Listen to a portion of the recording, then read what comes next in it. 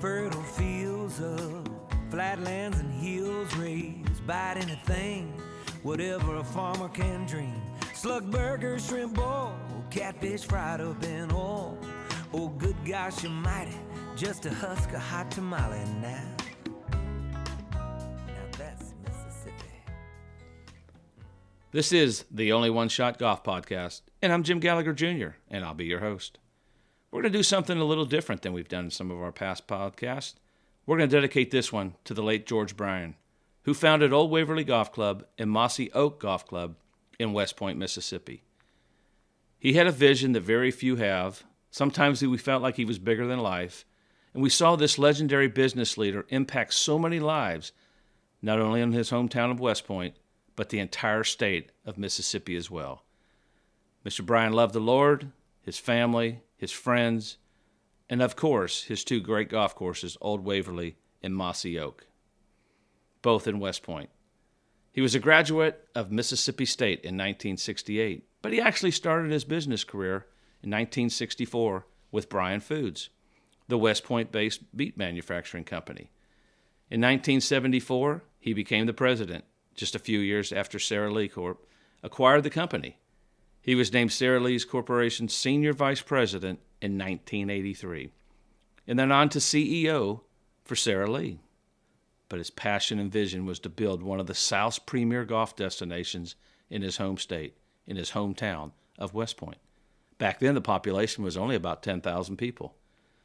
So he sought out Jerry Pate, who was designing golf courses at that time, had been playing the PGA Tour, won a U.S. Open, great player, had really kind of just gotten into the business.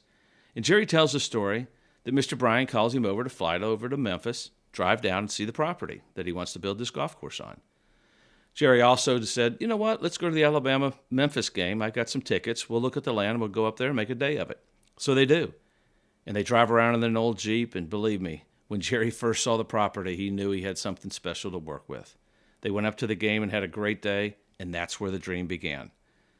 Bob Cupp and Jerry got to work on their masterpiece, and it opened in September of 1988. 6 years later, they hosted the 1994 SEC Women's Golf Championships. But Mr. Bryan had a bigger vision and has had his sights on bringing the USGA into this home state, into West Point, to host a premier event, the Women's U.S. Open. And guess what?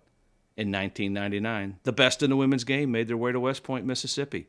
NBC did the coverage, and Julie Inkster was your champion, proving that Old Waverly in the state of Mississippi could put on a national championship and showcase not only Old Waverly, but that good old Mississippi hospitality. They also hosted the 2006 Women's Mid-Am, the 2007 SEC Women's Golf Championship returned, and in 2019, the U.S. Women's Amateur. It has consistently been a top 100 golf course in the United States. But Mr. Bryan wasn't done there.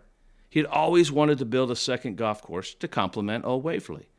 He also wanted to have a home and build a home for the Mississippi State men's and women's golf programs, and he wanted to do it there on the course he was talking about building.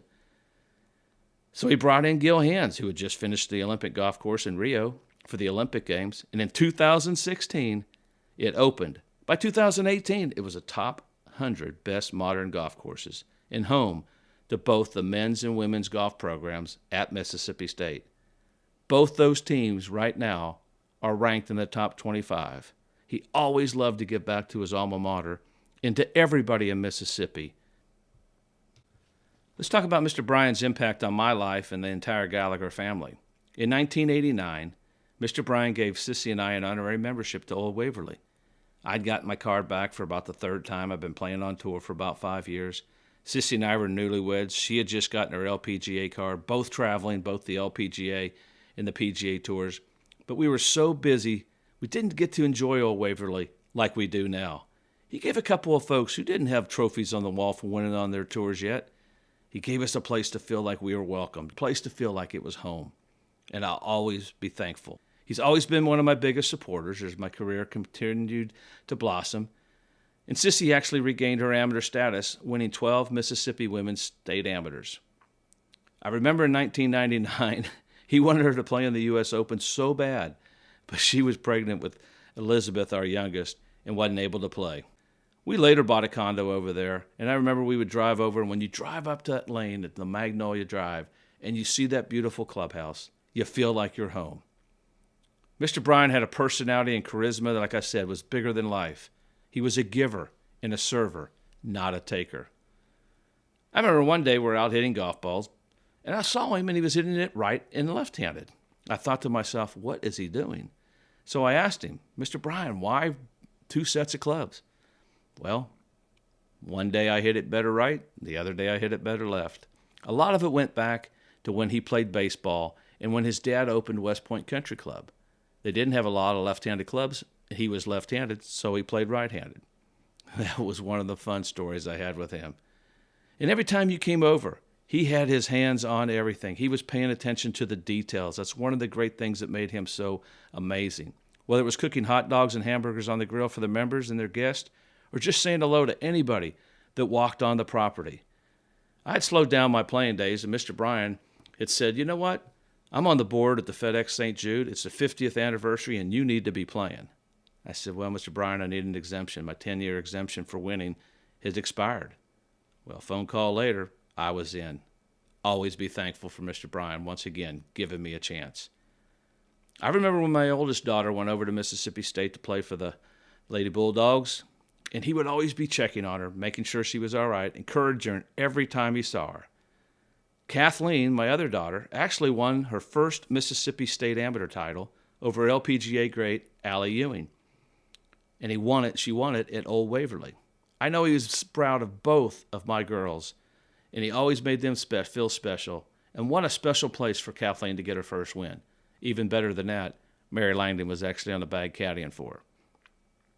The economic impact that he had on West Point and the surrounding areas has been incredible. This part of the state is thriving, and a big part of that is his passion and business sense. He reached out to everyone around the Southeast, the state, and we all should be thankful for Mr. Bryan and his influence on our entire state, not just the West Point area. I remember years ago, Mr. Bryan gave my son Thomas his first job. Thomas started working at Old Waverly and was on the hands-on in the initial stages of the Mossy Oak Golf Course. They would drive around the property several times, and Thomas said he always enjoyed listening to Mr. Bryan, telling what he had planned, explaining that vision. We'll hear from Thomas later in the podcast. I think you're going to enjoy some of those. He spent the next couple years manager of the outside operations. He ran the caddy program, and he was the first person you saw when you arrived at Mossy Oak and the last one you saw when you left. I'll always be grateful for the kindness and love he had for Thomas and my entire family. Unfortunately, Mr. Bryan had a stroke, and it really broke my heart for he and his family. I was later, a couple years later, inducted into the Mississippi Sports Hall of Fame in July of 2022.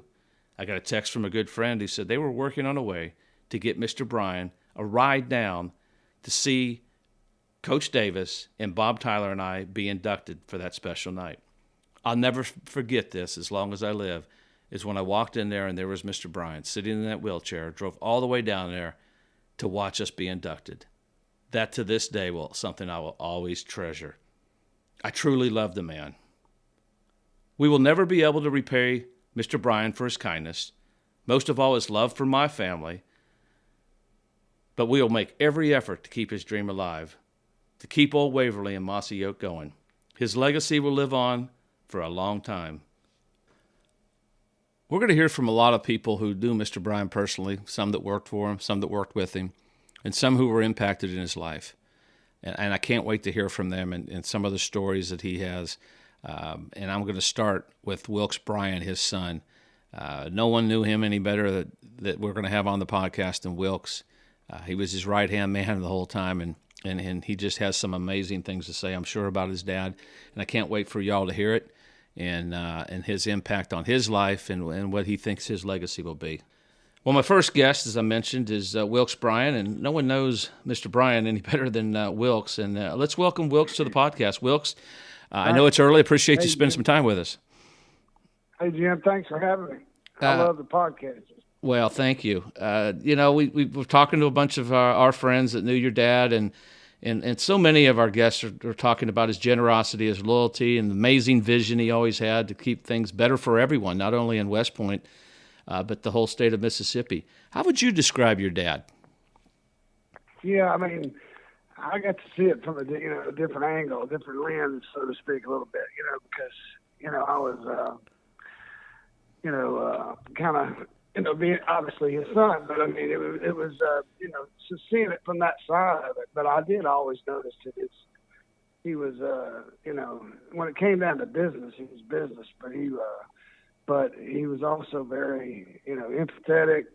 He treated everybody fair. And so that was the most things that I saw about him. If he saw that you were somebody that was willing to try, that he was more than willing to give you a chance.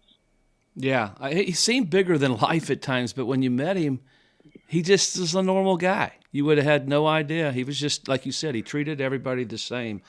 I know you've got a lot of memories, some that I know a few of we've talked about, but any special moments? I remember, a lot of them around golf, but just your family stuff. Any special moments that kind of stood out? There's so many I know in your life, but any that stood out that you'd like to share with us? Well, there's a lot, but I mean, my dad and I, we kind of had a little bit of a rivalry, sometimes in business, which can happen in father-son relationships, And I loved him, and I know he loved me. But sometimes in business, we would kind of get after each other a little bit. And I remember one day I pulled up to the pro shop, and he was standing there. I think he was about to drive back to Memphis. And I said, "Are you heading back?" And he just looked at me and he said, "Ain't nobody out here doing anything." And he goes, and he pointed and he goes, "Including you." And he turned around and got in the car and drove off. That was him. A man of few words. He would always answer, a question with a question. Mm-hmm. And so at one time I remember this is back when we had answering machines, in the early 90s. So I mean, and he called, and I'm living in the house behind one green, and he called, and the answering machine's going off, and it's about 10 o'clock in the morning, and I'm kind of, I'd stayed up at the clubhouse the night before pretty late. So anyway, the answering machine went off, and it was like, "Wilkes, are you there?" He's like, "You get your, what up here." He goes, "We are out of hot dogs." He goes, "We kill 6,000 hogs a day, 2 miles from here as a crow flies. That's 100 million pounds a week, and we don't have a hot dog in this clubhouse. That just blows my mind." And so I was, while the answering machine was going on, I was, putting on my pants, and I fell a couple of times, and I was about halfway up one fairway, and he was probably still talking, but we definitely we took care of that. It never happened again. I remember they were doing a demo day, and he's out cooking the hot dogs. It was the best hot dog I've ever put in my mouth, by the way. But I mean, that was he was hands on. Yeah. He just loved to do that. He loved to cook, and because I mean, you can remember some of the commercials in the 90s that he did. But I mean, to him, that was a way to relate to other people, And it is. Obviously, we do that. We sit down at our holidays and we eat with our family. But to him, it was a way to communicate with everybody. I think Archie Manning said his first endorsement deal might have been Bryan Brothers, or one of his first ones. That's right. I remember Johnny Muzo, played for Alabama, come over to the house when I was 10 or 11 years old. I remember Walter Payton coming up to the house. Sorry, I get a little emotional. No, I get it. But just growing up and being a part of that, being able to see everything he did and the people that he touched, it touched me. Oh, absolutely. I think one of the cool moments, and I remember when he opened Old Waverly, and he gave Sissy and I an honorary membership. I hadn't one on the tour. She had just gotten her card. We didn't have, he didn't have any reason to do that, but he treated us from that day on like we were special. And I always felt that way. But the coolest thing, and I remember in 99, where the talk was before that he was going to try to get the U.S. Women's Open to Old Waverly, and everybody thought, this man's crazy. There's no way the USGA is going to bring a national championship there. And by the Lord, he did. He brought it in there. It was first class. I remember driving in. I did a junior clinic, I think Tuesday, on the back of the range. And I sat there and I went, oh, my gosh, this is a national championship in West Point, Mississippi. Yeah. He had that vision. NBC covered it. Julie Inkster won. I mean, they had a U.S. Women's Am, a Mid-Am. I mean, he just, when he had a vision and he went out and he got it, and people respected him for it. If he got something on his mind that he was going to get done, he was going to do it. And he just had that special ability to get people to rally around him, because they wanted to I guess, to be there. And because, that was the way it was. I remember when we made that presentation in 1995 at the Biltmore out in Colorado Springs. Mm-hmm. That's where we were. And I remember we were going to make a presentation to the USGA in 1995 to get the Women's Open, to hopefully get the Women's Open in 99. And I forgot my tie. And he was like, "You don't have a tie?" And I was like, "I forgot it." He was like, "Jeepers creepers." I was like, so I went down to the lobby and I bought one of those Western bolos. Oh boy! And I put it on, and he goes, "Well, that'll work." So we went in there and did it. And I think in some way it might have thrown him off a little bit, but it helped us get it. He got it, but I think it kind of just kind of eased the whole. Well, they thought country came to town here. Here comes Mississippi. We're going to put a U.S. Women's Open here in this great state, and they did. The impact it had, and his impact is just the economic impact, and you can see it. And I remember when they closed Bryan Brothers, it really hurt him. But look at the things that are around there now. That part of the state's growing, and that was a lot of his vision. And I think, we're all thankful for that. And I think, like you said, one of the things that was always impressive, and I hear from people, when you drive in, it's first class, but you feel like home. Isn't that something he really stressed with y'all? It is, and I get texts, like that all the time from friends, and they come in and they say, every time I come down this drive, it's like I feel like I'm returning home. That's what they tell me. It is. I'm telling you. I remember he kept wanting us to come over, and I was always traveling. And then when I finally started coming over, it was just like, what have I missed? And I missed a lot of those times when I was playing a lot, and then when my career kind of slowed down. And I just remember my Mary Langdon, who played at State, every day he was checking on her, encouraging her, and just kind of, keeping an eye on her. And then Kathleen wins her first State Am at Old Waverly. Mm-hmm. And so many things over there are so amazing that we're always going to be thankful. But I think one thing that really touched me the most is when I was inducted into the Mississippi Sports Hall of Fame after your dad's stroke, mm-hmm. and he drove down in the wheelchair. And I know he loved Coach Davis and Bob Tyler, but that was a special moment. And he always was thinking, even after that stroke, and trying to find a way to get better and do it and make I think what the coolest part is, he wanted to make you better and find a way to help you make better. Don't you think that was part of one of his greatest traits? There's no question about it. That's what he was. He even said that when he was in the wheelchair the last year of his life. He said, "I'm trying to learn something new every day." Yeah, yeah, and there's not a lot of us don't do that. I've always asked people, what do you think his legacy will be? And it's right in front of us. We're living it, and we got to keep that dream alive. We're going, and that's what we're going to do. A lot of people are going, well, what's going on with Old Waverly now?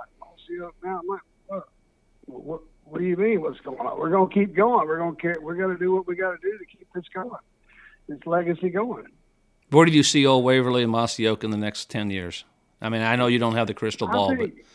Yeah, well, I think we have some work to do in Old Waverly. We're going to have to eventually redo our greens, because they'll be coming up on their 25-year cycle to redo them. We redid them in 08 at Old Waverly, and Mossy Oak is really matured and very good. Mm-hmm. It's so different than Old Waverly. They complement each other very well because. They're just two different. It's just two different types of golf, and so it took us about 15 years to get Old Waverly to where we wanted it, to where we were satisfied with it. And then my dad, in some aspects, you're never satisfied with it because you're always saying, "Why don't we put a bunker over here, or take this bunker out over here, or this tree's gotten too big, let's take it out." So it's always a work in process.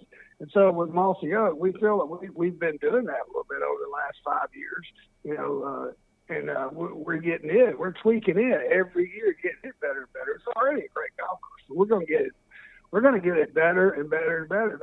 It's the same footprint that we did with Old Waverly. And so Old Waverly, you know, in 10 years, I see it being a better course. We're going to add a little distance to it. We're just going to make it better as far as tournaments, things like that coming. I mean, we're not really committing to anything like that right now because of these improvements that we're going to make. So we're just kind of we're in that pattern right now. Yeah, I think that's what he would want. I think that's what he would want. You know, what would you think he would want his legacy to be? And he wasn't into legacies and all that thing. That wasn't important to him. No, his legacy would be for us to make sure that we made it better, and for the next generation to make it better. You know, he wasn't really too concerned about himself or anything like that. He was always, you know, just trying to, you know, about trying to make things better, and what can we do here, what can we do there. So, like, you're right, he was always thinking. His mind was always. That's why I always would answer a question with a question. Yeah, you know? There's a lot of truth to that when you think about when you said that. I think one of the things, and we'll finish up on this, about junior golf, that was his passion. Mm-hmm. And you see what VJ and Tim and y'all have built at Old Waverly, and the kids that have come out of there. You know, he's got to be proud of what where that's going. Oh, I think so. I mean, it's amazing to see what all these junior golfers have done. But and they've gone out and earned it in dirt too. You know, mm-hmm. he provided that. He provided that for us. You know, and I think maybe Hunter Atkins is one of the first ones that started. You know, back in the early 2000s. Yep. And we're going to keep catapulting, you know, from there. You know, my son's in the 9th grade. I think Jacob's going to Ole Miss. He's at Jacob Blanton. Then you got Jackson Cook, and so there's a lot of, you know, players that have a lot of potential. And I think, you know, it's not necessarily about going and being this great golf pro, you know, out on tour. It's just that golf, it provides you, you know, all the lessons that you need in life. If you're not playing golf, if you're in a business, you know, all those things, integrity, honesty, all those things, you know. So that's what he would be most proud of, is teaching the junior golfers all those qualities. Absolutely. Well, Wilkes, I appreciate you spending some time with us. I know it's getting cold in Mississippi. We got to stay warm, but this is going to be fun. I'm going to get VJ on. There's a great story. You'll have to listen to the podcast. He tells the story when he was talking about building the facility they have on the back, and I know you were in that meeting, but it's a funny one. But thanks you remember it, but we're going to tease our listeners, and they're going to have to continue to listen to the podcast. But thanks for spending a little time with us, and stay warm over there. Will do. Thank you, Jim. We appreciate Wilkes spending a little time with us. I know that was an emotional conversation we had. So many great memories with his dad. But next we're going to hear from VJ Trolio, the teaching professional at Old Waverly. He's got some great stories, and I can't wait for you to listen to him and the impact he had, Mr. Bryan had on his life. We'll hear from VJ in just a minute. Today we've got VJ Trolio, the teaching professional at Old Waverly. He's worked there for many, many years, and we appreciate VJ jumping in here and some comments on some of the memories of Mr. Bryant. But VJ, thanks for joining us today. Yes, sir. Thank you. Thanks for having me. Do you remember the first time you met him, and what was your impression? I was scared. Really? Yeah. It was George Bryan. Yeah. Yeah, and you know, I remember walking over to him and obviously introduced myself. I worked here at the time, and he just seemed like just a little bit bigger in life. You know, I mean, he was obviously one of the great executives of you know, nationally, right? Just a tremendous, him and his brother, just tremendous growth of Bryan Foods, and obviously he was the owner here at Old Waverly and a single owner. And, you know, I was a little nervous. And then, you know, luckily he became one of my best mentors, right? Him and Miss Marcia both, and the whole Bryan family. But Mr. George was, I was lucky enough to be able to ask him anything I needed to ask him. And he would always give me a truthful answer. So, I was very fortunate. That was a good way to describe him. What set him apart from most? Because he was successful, but you wouldn't have known it when you were around him. He's such a kind man. Yeah, he had such a reputation as a great executive, a great businessman, a gentleman, a Southern gentleman.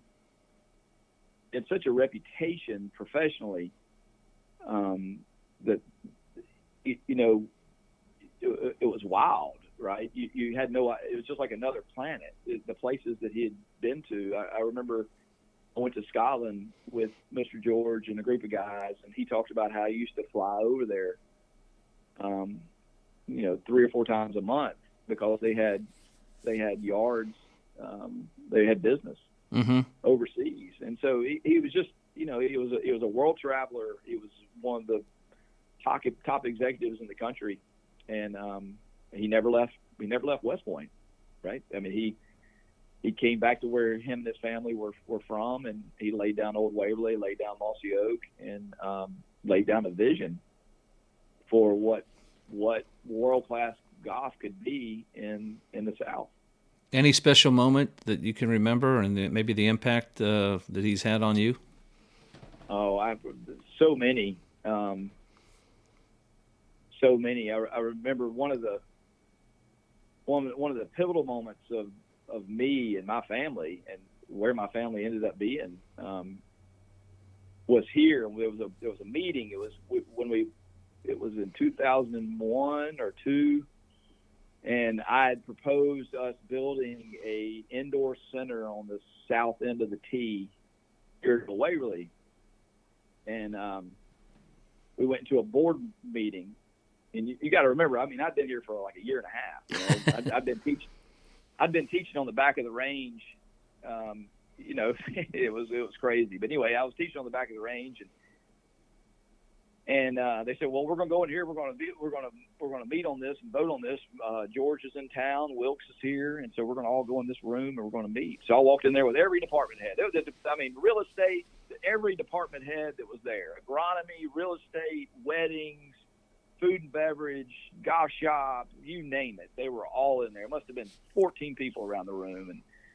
And Bill Colorado, our old general manager, he said, "Well, VJ, why don't you stand up and pitch your idea, so to speak, because we're going to vote on this." And I was just as nervous as I could be. Mr. George and Wilkes was sitting to Mr. George's right, and Mr. George was sitting on the far end of the table, and I'm standing up, and I kind of read through something. My voice probably cracks, And they said, "Well, all right, we're going to take the vote." They said, Bill said, "All those in favor of the new teaching center on the back of the range here at Old Waverly, please raise your hand." And there was only 2 people that raised their hand. Only 2. Who were they? It was Mr. Bryan, it was Mr. George, and Wilkes. And then everybody kind of started laughing, and I didn't know what they were laughing about. I was like, "Why is everybody laughing?" Why is everybody laughing? And they said, "Well, VJ, we don't need to take a vote on how many don't want to do it. As long as Mr. George and Wilkes want to do it, it's going. It's a done deal. It's a done deal." That's awesome. That's awesome. Yeah, and then after that, there's hundreds, right? There's hundreds, but what a special man, and what a special family to this community. How about bringing the Women's U.S. Open and so many USGA events? I mean, talk about a vision? Come on. In 1999, they had the Women's Open here. And then they had the Mid-Am here. What year was that? Sissy played in it. You caddied for her. Yeah. Oh, gosh. Yeah, they had that. 2007? That sounds about right. And then they had the U.S. Women's Am. 2019. Yeah. So, I mean, they literally had the Women's Open, the Women's Am, the Women's Mid-Am. It's just amazing. You remember when the Handa Cup? You remember the Handa Cup when it was? Yep.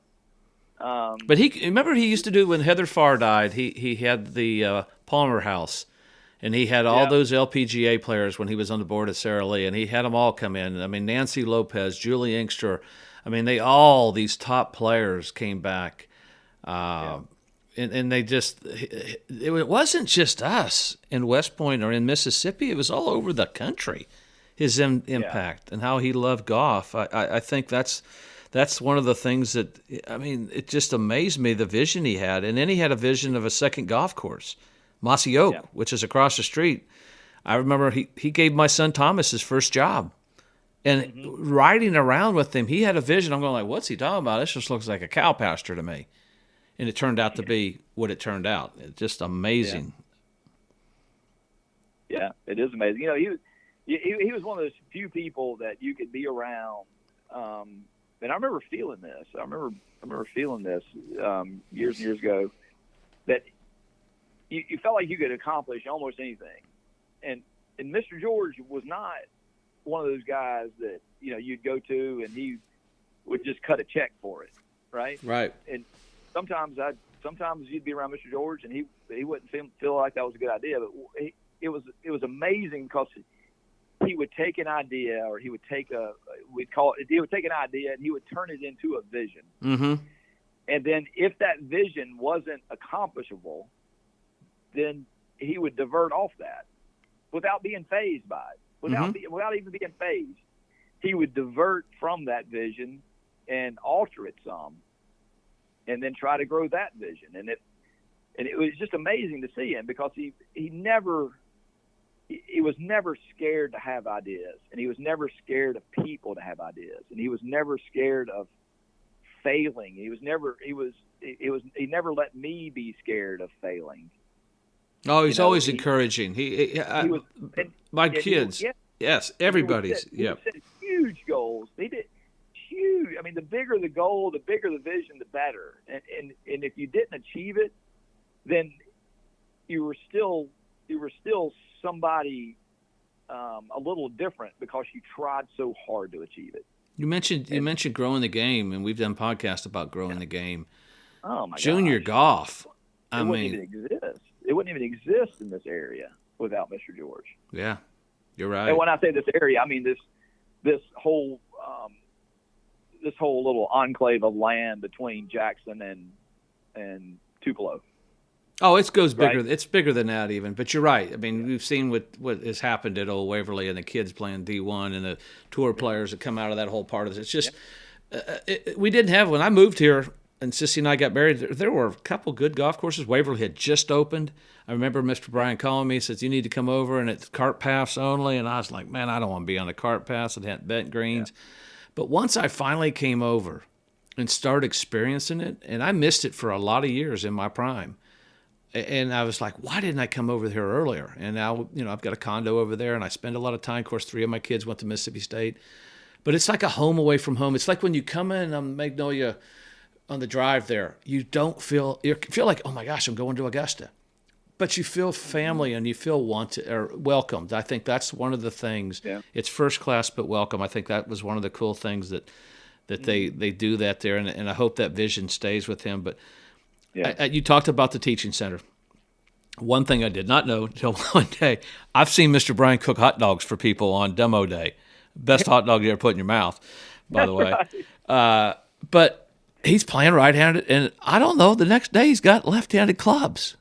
I'm going, what the heck? You gave him lessons. What was it like? Well, he was. Let's say that when his father. Because his father built West Point Country Club. Okay. And when his father, this may not be perfectly correct, but this is pretty close. When his father built West Point Country Club, at that time, it was very hard to get your hands on left-handed golf clubs. Correct. And so Mr. George learned to play golf right-handed, even though he played baseball left-handed. Gotcha. So Mr. George he had played most sports left-handed. He had just learned to play golf right-handed. And so, he could create a little bit more speed as he got older. He could create a little bit more speed and hit the ball further off the tee left-handed. And so he would hit it right. You know, he'd hop on the tee box left-handed and smoke it down the fairway, and then he'd get over an iron and hit it right. I know. I watched it. I played with him. I saw it. Yeah, I'd give him golf lessons, and it was wild, right? You know, the coolest thing, I think back of all the things he did for my family, is when I got into the Mississippi Sports Hall of Fame, and he'd had a stroke. And he found a way to get there with his wheelchair. And I'm You sure tearing was up there? talking about it right now. Wow. Yeah. That was overwhelming for me. Yeah. That's just who the man was. What will his legacy be? That's a tough one. You know, Mr. George, there is no telling how many people that he inspired. There's no telling. And so, you know, I don't know what his legacy is going to be. I'm not the person to answer that, but I will say for sure that his legacy for a lot of us will be inspiration. Correct. Vision and inspiration. Don't be afraid to chase your dream. That's right. He did sure it. wasn't. Well, VJ, I appreciate you. A few comments and stories on Mr. Bryan. We're going to get a few more folks on this podcast, but I know he touched a lot of lives. I know he touched yours. He's a very special man. He was. Certainly was.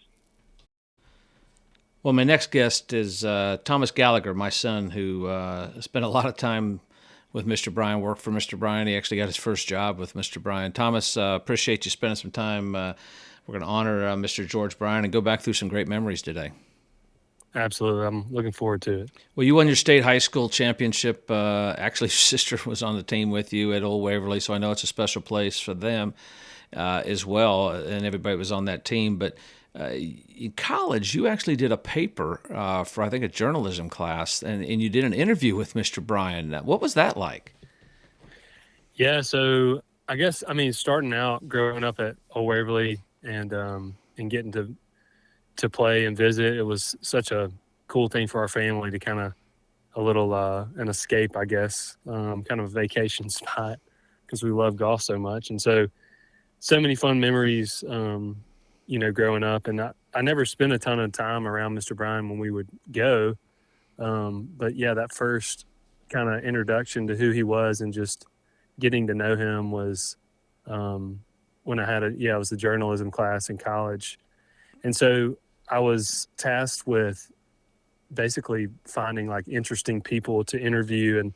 And I was like, you know what? I need to give Mr. George a call and see if he'd be interested in telling me his kind of life story. And so, he basically, once I called him and he obviously said yes, he was never going to say no really to anything. And so he kind of cleared his whole schedule. And it was probably like 2014 or 2015. And so Mossy Oak, the ground had kind of just been broken. And so they were doing a lot of work to it. So I got to drive the property and we basically just talked about his upbringing in West Point and how his dad started the first golf course, the first 9-hole course in West Point Country Club. And so that was such a cool day. Honestly, I'll never forget it. And I don't know if that kind of sparked his interest in wanting to hire me, to work at the golf course as operations manager. How would you describe Mr. Bryan to those that didn't know him? Number one, he was such a stoic person, but at the same time, he was so down to earth, and he had every right to, kind of boast with all the accomplishments and accolades that he had, and but he would wear blue jeans and tennis shoes to work with a golf polo. So he very rare do you find an owner of a golf course that showed up in blue jeans. And so I always respected him for kind of keeping his roots and always staying grounded, even though, he was so accomplished. Do you think that's what set him apart from so many successful people, is he treated everybody the same, equally, and no ego involved? Oh, I think, anyone who knows or knew him would 100% say that, like, he treated everybody the same, whether it was, CEO of a, multi-million-dollar company or, a caddy who had only been there for a couple of weeks. He took time to really to talk to those people regardless of their status or class. So he cared so much about people, and I think that's honestly what made him so successful, is just how he connected and and grew in his relationships. It's kind of a culture in West Point that he kind of created over there. His family did with all the success. You mentioned Mossy Oak and Toxey Haas and Haas Outdoors and the companies that have been there. I mean, it's kind of that culture to work hard to succeed. I think he passed that on to so many people. But, you know, when you look back after that interview, you then went to work for him. You first worked at Old Waverly, and then you spent time at the initial ground-breaking days at Mossy Oak as the outside operations manager. You know, what kind of influence and impact did he have on you while you worked for him? I know you knew him as a kid and you did the interview, but now you're working for the man. Oh, yeah. I mean, it was those moments of doing your first job. I mean, anybody would say, like, you're learning a ton, you know, having your first gig. But to get to start a golf course and be in charge with all the PR and the marketing and just the infrastructure of, like, of starting the business and trying to figure out how we were going to find a caddy program and find all these caddies to come to work in cart boys, because we were already struggling to find guys at Old Waverly. But luckily, Mr. Bryan's vision, you know, always came to fruition. I know you had some cool caddy stories from those early days, and I'm sure some of those involved Mr. Bryan. And I think when I look back, you caddied for him a few times, and there's a picture that Daniel Hayes took of you and Mr. Bryan on the 18th green there at Mossy Oak that I know is one that I'll always remember. I know it's one you treasure. Oh, 100%. I'll never forget caddying for Mr. Bryan that day. I think Boyce Adams also was playing too, and it was just an afternoon. Mr. Bryan rarely played like middle of the day. One, because he worked so hard, and so he would, you know, he'd take off his blue jeans and put on his golf shorts and put on his golf shoes and show up about just before sundown, so he'd catch a quick 9 or an 18. So that day was one I'll never forget. You know, Daniel captured that really cool photo, and I actually sent it to Mr. Boyce whenever, I guess maybe right after Mr. Bryan's funeral, and I'm pretty sure Boyce had it framed up maybe that week after, because it was such a special moment. So I'm glad Daniel was there that day. He was a hands-on guy. I remember, you know, going over there and they had a demo day and he's cooking burgers and hot dogs for the folks at Old Waverly. And by the way, the best hot dog you ever put in your mouth. Of course, that was the business they started. But some of the hands-on things, I think you've mentioned to me, it's how the towel was even folded. And you'd see that white Ford Expedition coming up the road. What were the guys that were working there? I know you were always on top of it, but what were some of the reactions when they saw the old white Expedition coming down the lane? Yeah, I mean, you could expect basically, you know, no matter the scenario, he was paying attention to all the details, whether it was, like you said, folding the towels correctly going into the golf cart, or a pencil was, you know, facing the wrong way, or there was a tee missing out of the golf cart. He would always notice that one cart that, you know, was not the same as the others. And so, he was sharp, and I think that's what made him so successful, because he cared about the details, and even like outside of business, he cared about people so much, and just his relationships with others, and he cared about the details of his conversations, and just the details of what were going on in everyone's, you know, in their own life. What do you take from that from Mr. Bryan? Some of the stuff those influence, you know, the details, because that's had to help you in now your career. What are some of the things that you learned from him that now you're using in your career at Camp Alpine? Yeah, I mean, it was definitely those 3 years, almost 4, that I spent were just the motivation to, you know, kind of work on a brand, because we were obviously Mossy Oak had its own brand, but kind of starting this golf course was one that was really cool to see how it was perceived by others. But I think when it all boiled down to it, it was the people, you know, that made it so special, and those are the people that at Old Waverly too. That and the reason why people go visit. So even now in my own career, I mean, it's all about relationships and treating everybody the same, and so it's been really cool to kind of use those moments that I learned and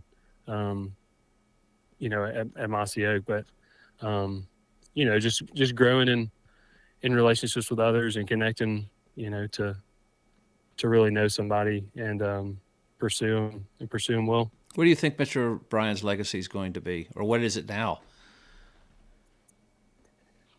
Yeah, I mean, if anybody had the chance to go to his to his ceremony, I think everybody was impacted by it. It was a really cool day to celebrate his life, and so I think number one, I mean, he cared so much about his family. I think everybody that knew him knew that his family was such a big part of his story, and really just the people that he impacted. He knew so many people throughout the world, and the impact that he made on so many people, because he, like I said, going back to the details, like he cared about being intentional with everybody that he came in contact with. So his legacy are the people that that are going to remember him and tell his story even when he's not with us. Well, and he had a stroke a couple of years ago before he passed, and I remember I got a phone call. I was inducted into the Mississippi Sports Hall of Fame with Coach Davis, Coach Tyler, and big Mississippi State guys. I know Mr. Bryan was. And they said that they're going to find a way to get Mr. Bryan there. He's going to get him down in the wheelchair and the van. And I'll never forget that day. I know you were there, and you got to see him first. But how about that? This is a man who has had a stroke, and he's going to make the effort to come down to be there for our induction and be part of that special night. And it made it even more special. And I guess the amazing thing was he stayed there the whole night. And it's a lot to say about the man and how much he cared about us. And I know you were there. I know that was a big impact on you as well. Oh, I know that night was so special, and for him to just have the physical strength to make it was just a miracle in and of itself. And I'm in the same boat as you. I'll never forget him showing up that day, and I'm definitely forever indebted to him for everything that he did for me. I know we sure miss him. He was a big part of your life, big part of our life. Thomas, appreciate the kind words you've had to say about Mr. George, one of the unique guys, and did so much for not just West Point, but for the entire state of Mississippi in the game of golf. He brought the U.S. Women's Open in 1999 when people didn't think he could, and he showed what good old Mississippi hospitality was like.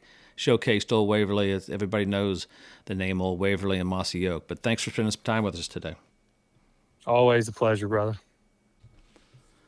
My next guest is the CEO and founder of Haas Outdoors, as many of us know, the Mossy Oak Camo Company. And, of course, they've got into real estate and many other things. But he actually worked for Mr. Bryan at Bryan Brothers Foods. His dad did as well before starting and founding Mossy Oak. And then he had an idea about, camouflage. And I think he's one of those guys that when we talk about a culture in West Point and things that Mr. Bryan and the people Mr. Bryan impacted, I would say Toxey is definitely one of those. He would tell you that too. So I look forward to hearing from him. This is a guy that's been really, really a big part of the Mossy Oak Golf Club, Nature's Golf, and I know y'all are going to want to hear from him and some of the things he has, some of his great memories of Mr. Bryan. So I look forward to getting Toxey on the podcast.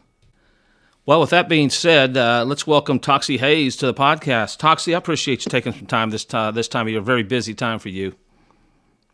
It is, but not so much, especially as I've gotten a little gray in the hairs, or actually not just gray, but less hairs.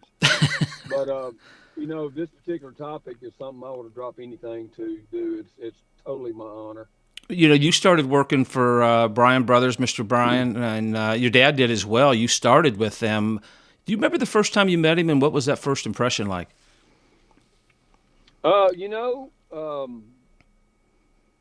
he was bigger than life to a lot of people, just the family name and all, but he was so approachable. One of his many gifts was, and even as he was even younger, you know, if you spent time with him, especially even if you were a stranger, he was so curious and so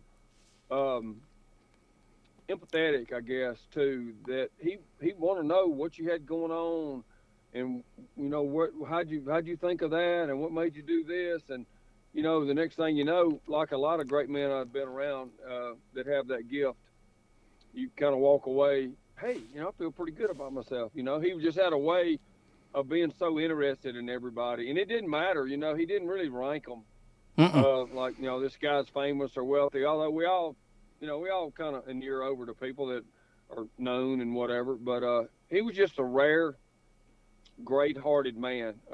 He just was. He had great vision, and he always encouraged people to pursue their dreams. You founded Mossy Oak in 1986, the camo company. Did you ever discuss the idea with him? And if so, what was his initial reaction? You know, I did not. You know, I was waiting. He was at Bryan for a while, and then he was responsible. He had been to my dad and said, look, I want to try to find 2 or 3, you know, people that are college graduates and, you know, have some ties, family ties to the company, and you know, have them kind of go through a management training course and then see how they turn out. I'd love to see that, you know, our succession would include some people like that. So he was responsible for showing interest in me through my dad, and for me going to work there. You know, I was very interested in the business. But you know, he wasn't there long, because he got plucked out and moved to Memphis to be over the whole meat group, which was he actually was in charge of acquiring, and they acquired quite a few other meat businesses and grew it substantially. So I'd see him from time to time, but it was just, you know, sometimes the people you're not around a lot make the biggest impression. He was just so reserved and quiet, so when he spoke, it held a lot more gravity sometimes. One of my favorite stories was watching him. He appeared in the daily product review for Bryan, and they would actually have their QC R&D very buttoned up, even way back then, prepare meat samples from every lot produced the day before. And it's a big place, you know, like 1 million hot dogs a week and that kind of production. And so they're in there, and this head of sales who kind of, you know, he was, you know, like a lot of places, he was kind of a bully, and, you know, this is what I got to do. You got to do it this way for me to sell it, and so forth. Well, he was going on about the spice in the hot dogs. He was very opinionated. I told y'all, this is the spice I want. I told you how to get there. And so, you know, all of a sudden, boom, George appears in the room. He didn't say much. He just went through the process. He spoke to everybody, and he was checking out what was going on. And it was kind of, he noticed there was a little bit of a skirmish, you know, and he's like, well, what's going on here? And this guy just said, I told them if they want me to sell, you know, 1 million hot dogs a week, they got to get off of their duster, and they got to change this spice, and this is the way I like them, and whatever. And I'll never forget it. It taught me an invaluable, like, consumer marketing lesson. Listen to him, and he got real quiet, and George said, I tell you what, when you can eat every hot dog we produce, we'll make them just like you want them. But until then, we're going to rely on research from the marketing department and what our customers want. And until then, we're going to make them with the spice our customers prefer. But don't forget now, if you think you can eat them all, we'll do it just like you want. We walked out. And I mean, you know, there's a lot of sarcasm in that, but it really taught me a lesson. Like, he was just so steeped in common sense, you know, most of the time, you know, and it struck me, and I think it's always stuck with me too. Yeah, Thomas talks about him in the details, even know how they folded towels in the right direction, the pencil going in. Or Wilkes talks about he would answer a question with a question. He was always trying to make you think, and I think that's the cool part. A lot of people don't remember this, or we do, but you all sponsored me on the PGA Tour with a camouflage golf bag. I do. I remember it well. It was a huge thing for us. Well, the first event, I'm paired with Tiger Woods. Can't get much bigger than that. No. And so it was great. You had the Mossy Oak original breakup golf bag. Yep. How famous. It sure did, and it to this day it's amazing. Kind of when you look back at it, you guys were in golf, but in 2016 they opened Mossy Oak Golf Club, and Mr. Bryan approached you. Why did you get into golf, and what was the reason? Everybody asked me, "Oh, I didn't know you were in the golf business." Well, I actually am not in the golf business per se. Well, I am now, but but I am in the West Point business. Yes, and so. Our town is so special, and especially a lot of that is due to the Bryan family, and especially George himself. And, just had, honestly, everybody talks about his vision. The one thing that will separate, a lot of people have vision, and, people talk about my vision all the time, whatever's way overrated. But the difference, George, and a lot of people, and that's what separated George, wasn't just his vision, but he acted on it. Yes. He had a vision. And then he was just compulsive almost about bringing that vision to life. And, he was so good at it. He was so good in orchestrating the Army and getting everybody moving and doing. He was a brilliant manager of people.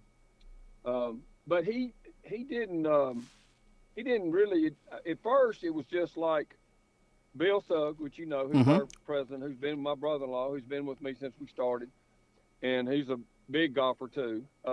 And a friend of George's, one day said, George called me. And I said, really, what about it? He said, well, you're going to probably not believe this, but, you may have heard he's working on the concept of a new golf course there.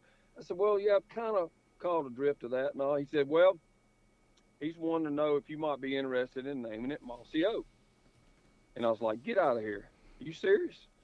He's like, yeah, he's very serious about that. So, yeah, I mean, let's talk, let's get a meeting, let's talk about it. So he was, and what had happened was he was kind of struggling with what to name his concept, and they thought about, names of the Native Indians from this area and some different things. And his brother-in-law is Kenny Deal, which a great man, was mayor of West Point, probably our greatest mayor ever, and a great man, also great common sense. And he had said something to George, hey, you ever think about asking Toxey about using the Mossy Oak name? And so he just liked it from the beginning. One thing about George and Marcia too, they were always so gracious and let me know they were proud of, the little boy from West Point, being able to do all this. And it gave me great pride that they were proud of me. Always meant the world to me. So when he, one thing led to another when we talked about it. I said, well, you know what? Just so you know, I would like for you to come down to our office and let my team kind of show you the whole breadth of the brand. I'm not sure you realize everything we have going on. And just, and he had somebody else with him. I don't even remember who it was then. And they came down and listened to the brand presentation. He was just so excited. And he was like, this is perfect. This is exactly what we need. And then the next thing we're helping with some of the formation stuff and the marketing and the marks and the logos and a little bit of the strategy behind that, because the marketing stuff is what we do, even though it wasn't in golf. And, quite honestly, we've always had great permission. I'm going to regress a little bit, but since you are in golf and you do golf, and we have sponsored you in golf and you saw the results of that, back in that day, we even had a TV show on the Golf Channel. Sure did. Second season. Yep. And so we got the data from the PGA, and 74% of all the touring pros at that time stated either hunting or fishing as their favorite pastime outside of golf. So there's a huge crossover, not just with the touring pros, but probably to a lesser degree, but still a huge crossover between golfers and, love of the outdoors, hunting and fishing. And so, which honestly makes sense. And I said all the time, actually, when you go play golf, you're more than you're playing against another person, you're playing against nature. Yeah. And the way someone designed the golf course outside. So anyway, it made sense from a lot of fronts, but especially because I was so honored he would ask me to be his partner in bringing this golf course to fruition. So one thing led to another, and we got all wrapped up in everything, including partnership on the land and everything. Well, my dad asked my father-in-law, Ed Beeks, he said, Jim needs a hobby. And quickly, when I moved here, you got the hobby, and it was hunting, and I fell in love with it. And it's, it's been something I've done since I've been married for over 30 years. You're right, there's a crossover there. And it's nothing better than sitting there. And I know you've sat there at the clubhouse and seen the sunsets at Mossy Oak and how amazing they are. It's unbelievable. And honestly, that's where we had the as we had that, memorial ceremony for him. That's where he wanted it, was at Mossy Oak Clubhouse. And that spot there will always be pretty spiritual to me.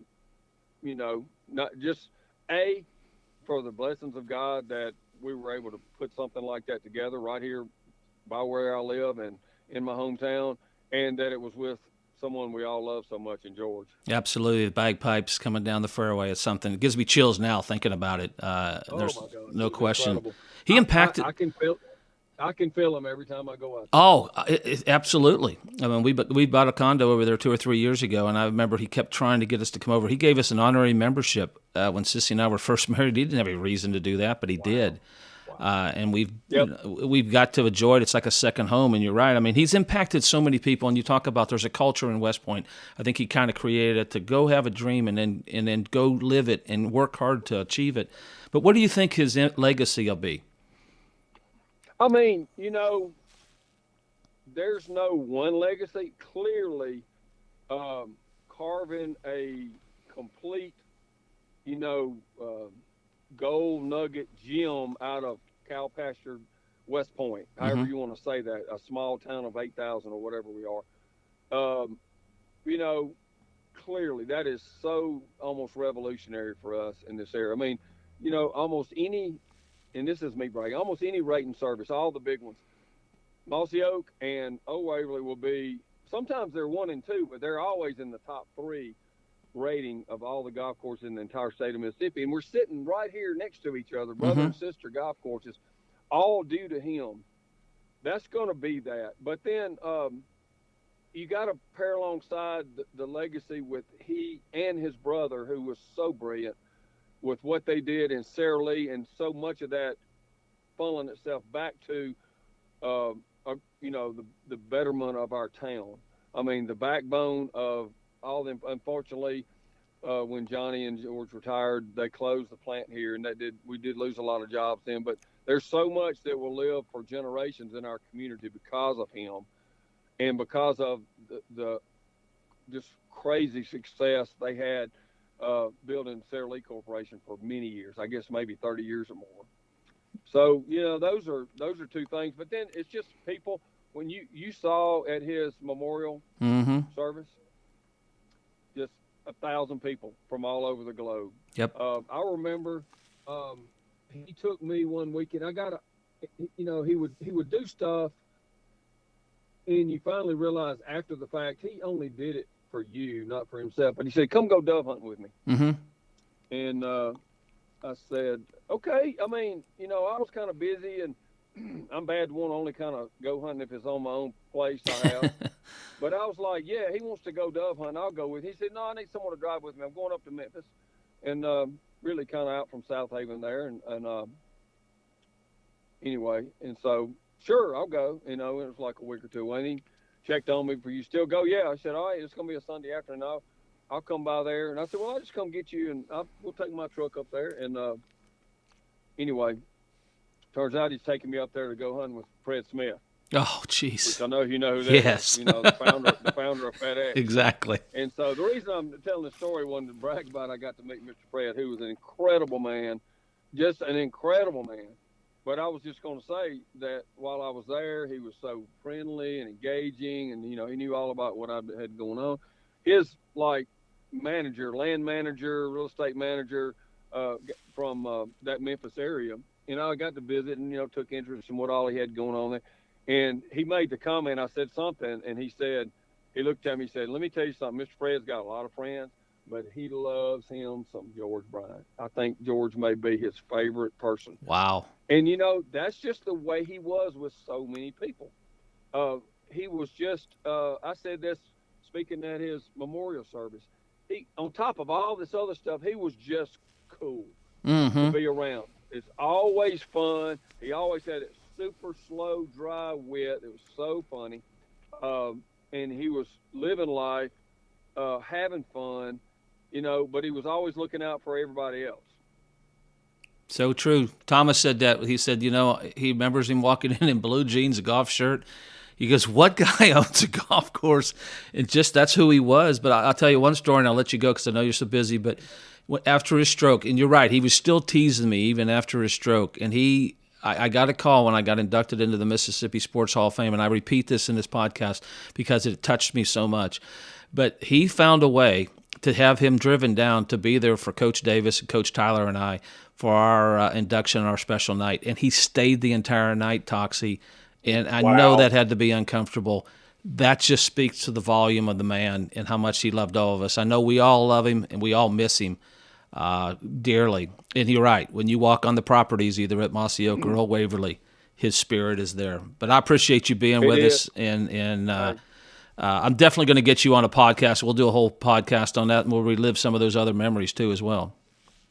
Yeah, not to mention also, and you talked to BJ, I understand, the legacy, the last other legacy is like the golf and the golf training. That was the nearest and dearest to him of almost all of it, almost over the golf course, is literally right at the top in the entire United States. Yep, you're right. And I just want to say that he was so – one of the first questions he ever asked me is like, what's your succession plan?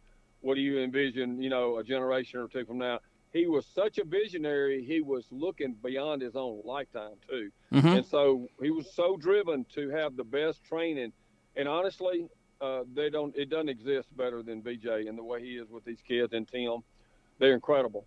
But that was such a priority for him. And so I just want to make that comment about extraordinary vision goes beyond, I can see something we can build next year.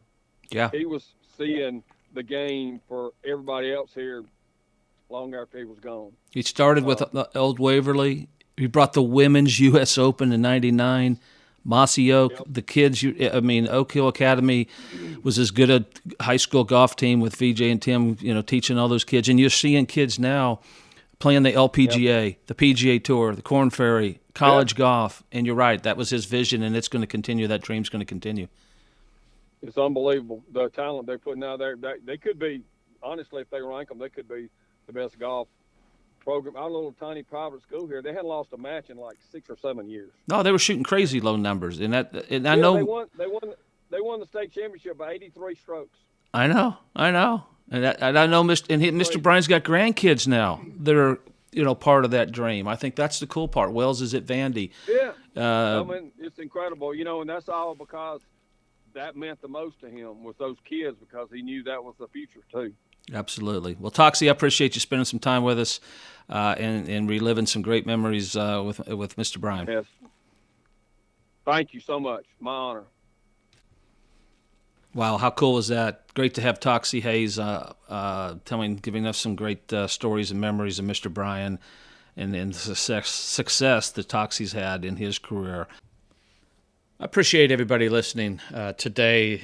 We wanted to honor Mr. Bryan, or I did, and my family and everybody that knew him. Some great stories about the man. He was just such an impactful person, bigger than life, as many have said. But we'll never be able to repay Mr. Bryan for all his kindness. And most of all, I can't thank him enough for the love for my family and the encouragement he's always given us. We'll make every effort to keep his dream alive at Old Waverly and Mossy Oak, and continue with his legacy. His legacy will live on for a long time.